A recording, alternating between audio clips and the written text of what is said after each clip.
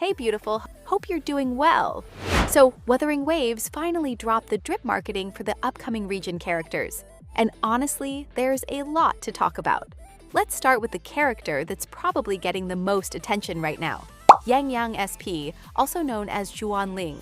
She's currently expected to arrive in Phase 1 of version 3.5. And if the early information ends up being accurate, she could be one of the most unique Havoc DPS characters we've seen so far. What immediately caught my attention is the fact that she apparently has two different forms. Now, we've seen transformations before, but what makes this one interesting is that it seems to be more than just a visual effect or a temporary damage boost. Her appearance reportedly changes in noticeable ways, including the mysterious markings on her neck that may spread across her body when she transforms.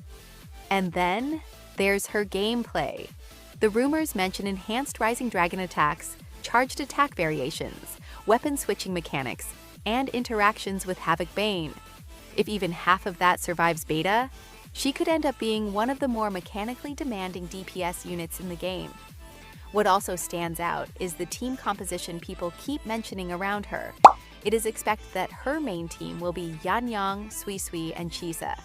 And honestly, I have to ask, are you pulling for her?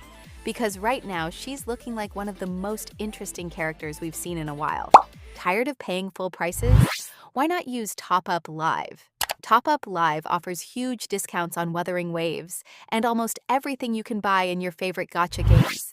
They also support self-top-ups, which means it's easy and safe to handle everything on your own. It's reliable and trusted too, with excellent reviews on Trustpilot. And here's the best part, new users get extra discount, plus an extra off when you use my special link. So don't miss out. Click the link in the description and start saving with Top Up Live today. Now let's talk about Suisui. She's expected to release in Phase 2 of version 3.5. And unlike Yangyang SP, what interests me isn't necessarily her damage potential, it's her role. Based on current information, Suisui appears to be a Glacio rectifier support designed around negative status teams. The moment I heard that, my brain immediately went to Hayuki and Lucilla. I know a lot of you probably had the exact same reaction. The problem is that we still don't know how universal her support capabilities will actually be. Sometimes a character looks like they're designed for an entire archetype, and then beta reveals they're really meant for one specific team. So before everyone starts planning their dream lineup, we'll probably need to see actual gameplay footage and numbers. That said, there's one rumor I really hope turns out to be true. Apparently, Yangyang SP and Suisui may have unique intro and outro voice interactions with each other. And I love that. Now let's move on to Qingxiao. And wow, can we just talk about that design for a second? Because she looks absolutely stunning.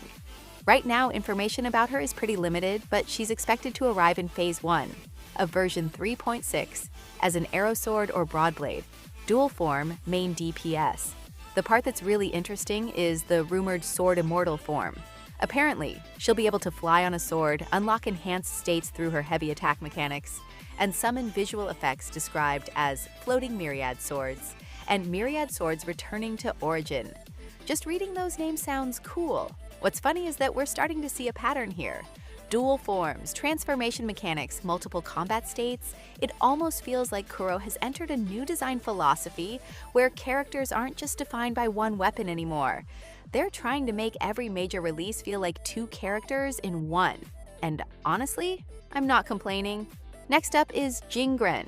And can I just say something? As someone who likes collecting male characters, every new male reveal feels like a national holiday at this point. They're rare enough already.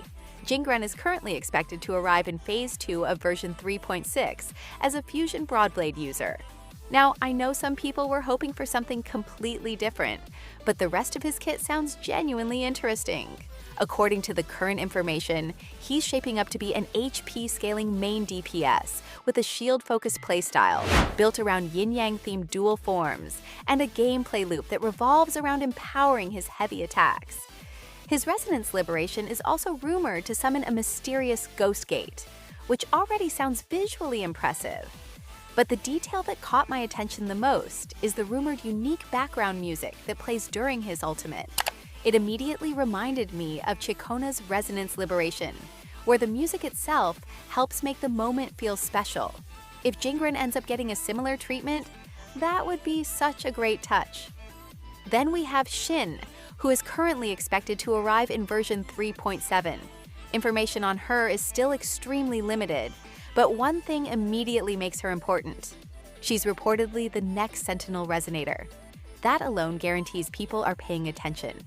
At the moment, she's expected to be an electro-rectifier character, and the early rumors suggest she may not function as a traditional main DPS, especially at S0R1. According to the current information, Electro Rover is expected to be one of her key teammates, which immediately raises a lot of questions about what Kuro is planning for her role within the meta.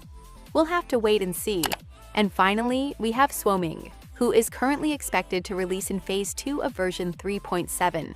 Based on the information available right now, she's rumored to be a Havoc rectifier who fills more of a third slot role rather than directly replacing any of the established carries or supports in existing teams. And honestly, that's perfectly fine. Not every character needs to completely redefine the meta to be valuable. Looking at everything we've discussed today, if even a portion of these early details turn out to be accurate, the upcoming versions could be absolutely packed with exciting releases. But now I want to hear from you. Out of all the characters we've talked about today, who's currently at the top of your pull list? Let me know down in the comments, because I'm really curious to see which character has everyone the most excited right now. And if you've watched all the way to the end, you're an absolute legend.